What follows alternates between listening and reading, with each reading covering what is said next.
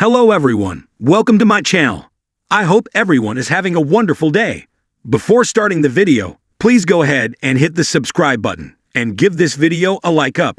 Young and Restless has a real issue with long, boring, and unnecessary conversations that needs to be addressed. Scenes are giving filler vibes way too often. That said, this week we had some drama, thanks to Jordan and Ian. But there was at least one major plot point that we just weren't buying. As tired as we all became of Cameron and his bloody shirt, it was undeniably fun having him reappear this week with Sharon in peril. https://platform.twitter.com/widgets.js. He wasn't a whole lot of help, but he did conveniently leave a black crowbar laying around with her reach when he left. I'm not sure the story will be as gripping if she frees herself, but I'm here for the ride. That said, some things just don't make sense. Like Jordan being able to heft Sharon's unconscious body in and out of her car, the motel, and the sewers on her own. And finally, we got to see Damien, and man is he easy on the eyes. They're trying to write him as mysterious, but many fans were just dazed and confused by all that Monte Cristo dialogue. By week's end, we were all thinking what Audra told Mate, just get on with it and tell him who you are. That said, I'm interested to see how Damien's going to fit into Geno City and who he'll be hooked up with. In related, it's been nice to see a softer side of Audra. There are way too many long, unnecessary conversations happening on Young and Restless these days. Who needed half of an entire episode of Lily and Abby worrying to Devin about Nate possibly hiring Damien? Or Jack and Diane rehashing their recent past with Kyle? Chelsea droning on with advice to Billy that will fall on deaf ears. Keep it. In fact, unless something drastically different is going to happen in this time around, Billy needs a backburner moment. It's been too long with the whining and man pain, with nothing changing. All of his storylines in recent years have had the same script, just different scene partners. As for the preview with Adam trying to get Chelsea to move in with him, his guilt has convinced him that getting back with his ex is what's best for Connor, and his appeal seems to reveal that. This explains the lack of romantic energy, but doesn't bode well if we have to watch weeks/months of them cohabitating. Please don't base an entire plot around Tessa being snowed by Ian Ward, because it's just too unbelievable. Maria's wife is one of the most street-savvy characters on the canvas, and even if she wasn't, she's one of the most loyal. Once Mariah told her who Ian was and what he did to her and Nikki, she'd hate him instantly and become protective of her wife. The dumbed-down, wide-eyed, but he saved my life, is not cutting it because it's so obvious Ian caused Tessa's out-of-the-blue breathing crisis in the first place. Why else would he have been standing outside the door waiting and conveniently carrying an inhaler? Come on. Claire's already onto Jordan and crosses paths with her again in the preview. But it seems to me that if Victor's men are watching Ian Ward and his motel room, they are the ones who will identify her first. It's not like they don't know who she is and her history with Victor. If nothing else, they'd alert him that Ian's not alone, right? It's not the only thing that doesn't add up in this story. I have some issues with Nick. It just doesn't make sense that he tried to convince Faith that Sharon had failed to show up for New Year's because she decided to take some time for herself. After the rant he went on a week ago about her being in danger from the real killer, not to mention Ian showing up, I don't think that's where his mind would go. Make it make sense. When Sharon's car was found in the river, Nick finally snapped out of it and went all caveman as he confronted Ian at the motel. Was there anything funnier this week than Ian grabbing the Bible before answering the door? But if Nick thought Ian was responsible for Sharon's disappearance, why wouldn't he have searched the room and checked behind the closed door? I guess it would have moved the story along too quickly if he'd had discovered Jordan. You just have to laugh. Claire's not the only one who's had a bit of a makeover. Can we talk about Nikki's new look? I was kinda partial to her softer hairstyle, but it was her outfit that garnered all the attention this week. In the last rant I suggested they were styling her more like Catherine now that she's taken over Chancellor. But fans were getting a totally different vibe from her black and gold pantsuit. Janet Jackson? Maura Rose? They're not wrong. The Young and the Restless, Y&R, has captivated audiences for over 4 decades, bringing them into the rich, often tumultuous lives of Geno City's most beloved characters. Drama, betrayal, and romance are the hallmarks of this daytime staple, and its ability to continuously weave in new faces ensures that the storyline never grows stale. Recently, the show introduced a character named Jordan, sparking a new round of speculation and intrigue among fans. However, the mystery surrounding Jordan's introduction is not just about who Jordan is or why they're in Genoa City, but rather who will be the first character to actually find them. In a town where everyone is constantly searching for someone, whether it's for love, revenge, or the truth, this question becomes much more than a simple plotline. It holds the potential to reshape alliances, ignite conflicts, and create unforeseen ripple effects throughout the entire community. From the moment Jordan appeared on screen, viewers have been left with more questions than answers. The character's backstory is murky, and their intentions seem unclear.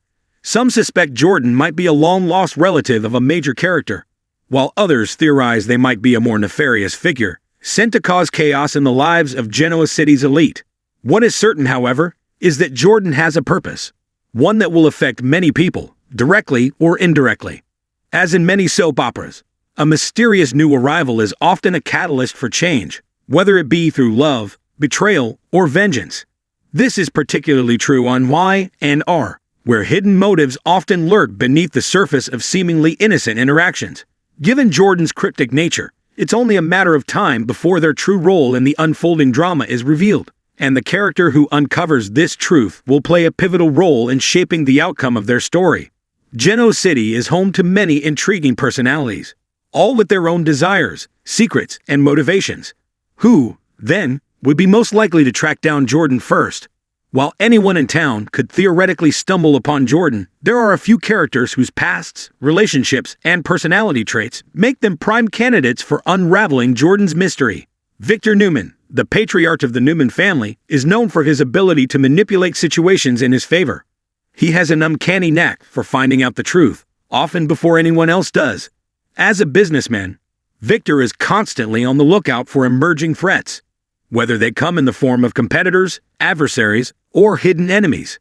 If Jordan has any connection to Newman Enterprises, or it is in some way interfering with Victor's empire, it's likely that Victor will be the first to uncover their identity and motives. Moreover, Victor's extensive network of spies and informants is one of his greatest assets. If Jordan is trying to remain under the radar, they will likely find it difficult to evade Victor's watchful eye for long. Whether Jordan is an ally or an adversary, Victor would be one of the first to recognize their significance, and likely take steps to control or eliminate the threat they pose. Phyllis Summers, a woman known for her sharp instincts and relentless determination, is another strong contender. Over the years, Phyllis has made a name for herself as a savvy businesswoman and a master of social maneuvering. If Jordan is hiding something, Phyllis will surely pick up on it, especially if their presence in Genoa City threatens her personal or professional life. Phyllis' relationships with other characters, such as her contentious history with Nikki Newman or her rivalry with Sharon Newman, could motivate her to investigate Jordan. Moreover, Phyllis' need to stay one step ahead of her competition would likely lead her to investigate Jordan's presence in town, whether it's out of curiosity or a desire to control the situation. If Jordan holds any valuable information or potential leverage, Phyllis would stop at nothing to uncover it. Sharon Newman has often played the role of the moral compass in Genoa City, a compassionate and empathetic character. Sharon has an innate ability to connect with people, often uncovering their vulnerabilities. If Jordan is hiding a deep secret or is in need of help, Sharon might be the first person they turn to, or the first person to realize something is amiss. Additionally, Sharon's recent struggles with her own personal life might motivate her to focus on helping others. If Jordan is dealing with trauma or some unresolved past, Sharon would likely sense it and offer her assistance. Her tendency to get involved in people's lives could lead her to uncover Jordan's hidden agenda, whatever it may be. Nick Newman, like his father Victor, is no stranger to investigating the motives of others. As a businessman and family man, Nick often finds himself caught in the middle of power struggles within the Newman family. If Jordan's presence has anything to do with the Newman Empire or threatens the security of his family, Nick will no doubt be the first to seek answers. Furthermore, Nick's somewhat complicated relationships with women, whether it's with Phyllis, Sharon, or his ex-wife, Chelsea, suggest that Jordan could also play a role in his personal life. If Jordan has any connection to someone Nick cares about, he will become involved in uncovering their true motives. Lily Winters, the sharp and resourceful daughter of Neil Winters, is another potential character to track down Jordan. As the CEO of Chancellor Communications, Lily is no stranger to business intrigue, and the need to investigate potential threats. Her work with both the corporate world and her involvement in the family's personal dynamics gives her the perfect skill set for uncovering secrets. If Jordan's arrival is tied to business dealings or family affairs, Lily will likely be on the case quickly. Moreover, Lily's tenacious nature, coupled with her recent attempts to rebuild her personal and professional life, makes her someone who will stop at nothing to protect her loved ones. If Jordan threatens those she cares about, Lily will certainly take action, uncovering their secrets and motivations in the process. In a soap opera, timing is everything. The right character discovering the truth at the right moment can shift the entire direction of the plot. If Victor finds Jordan first, it could lead to a power struggle that impacts the entire Newman family. If Phyllis uncovers Jordan's secrets, it could lead to a battle for control or influence in Genoa City's social circles. If Sharon or Lily discovers Jordan's intentions, it can open doors to new alliances or fresh rivalries, particularly if Jordan has a deeper connection to the Winters or Newman families.